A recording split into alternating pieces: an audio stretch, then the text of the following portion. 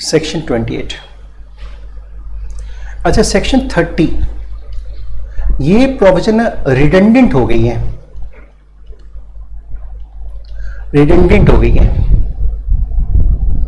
That was redundant क्या होता है, मैं आपको इसका मतलब ही बता दूं।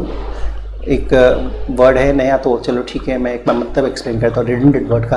कई बार मैं वर्ड लॉ में यूज करूंगा रिडंडेंट, तो let me explain the meaning of redundant. एक वर्ड है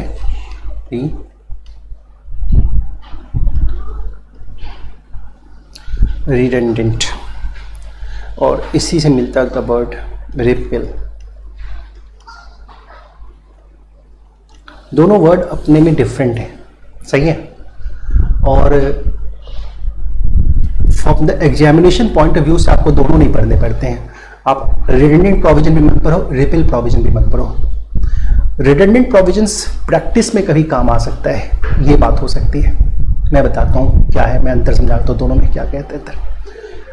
अगर मैं रिडंडेंट की बात करता हूँ ना, तो इसका मतलब सिंपली होता है कि ये प्रोविजन लॉ में तो है लेकिन यूजलेस हो गया है, यूजलेस हो गया है, सही है। अब जैसे मैं आपको एक बात बताता हूं, अगर ओल्ड एक्ट को रिप्लेस करती हुई न्यू एक्ट आती है, नहीं, ओल्ड एक्ट को कोई नई एक्ट ने रिप्लेस कर दिया, तो एक पीरियड होता है, एक फेज होता है, ट्रांसफॉर्मेशन का फेज होता है, ट्रांसफॉर्मेशन का फेज होता है। और वो कहता है कि भाई एक्ट रिपेल होने के, जैसे नया एक्ट में ये कहता है कि एक्ट रिपेल होने के 2 महीने के भीतर भीतर आपको ये कंप्लाई करना पड़ेगा, 1 ईयर के भीतर भीतर आपको ये कंप्लाई करना पड़ेगा, 2 साल के भीतर भीतर आपको ये कंप्लाई करना पड़ेगा, ऐसी बातें कहता है, सही है। तो आप क्या करेंगे, 2 साल के भीतर भीतर ही कंप्लाई करेंगे, ये तो एक्ट में लिखा हुआ है, नए एक्ट में लिखा हुआ है।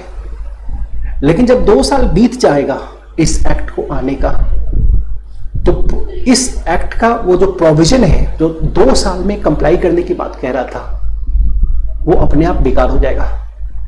मतलब शुरुआत के 2 साल तक वो पढ़ेंगे, उसके बाद उसको पढ़ने का फायदा कोई नहीं है। इसको कहते हैं हम प्रोविजन रिडंडेंट हो गई। इसको हम क्या कहते हैं, प्रोविजन रिडंडेंट हो गई। That's the point called here. अब ठीक उसी तरह, अब जैसे फॉर एग्जांपल लिमिटेशन एक्ट पुरानी वाली और लिमिटेशन एक्ट नई वाली जो आई 1963 की, पहले 1908 की थी, अब 1963 की आ गई। अब नया एक्ट ने 7 इयर्स का टाइम दे दिया, 7 साल का टाइम।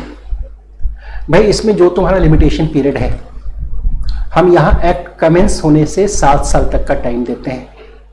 तो जब 1963 में जब ये एक्ट आई थी, तो 7 इयर्स मतलब 1970 तक तो ये हमारा प्रोविजंस ये बड़ा यूजफुल था। उसके बाद ये सारा प्रोविजन जो वो यूजलेस हो गया, मतलब अब इसको पढ़ने की जरूरत नहीं है। मतलब सरकार ने इसको रिपील नहीं किया, एक्ट में बरकरार है, लेकिन वो रिडंडेंट है, मतलब अब वो किसी काम का नहीं है। That is called redundant. Redundant का मतलब एक्ट में होता है लेकिन वो किसी काम का नहीं होता, इसको रिडंडेंट।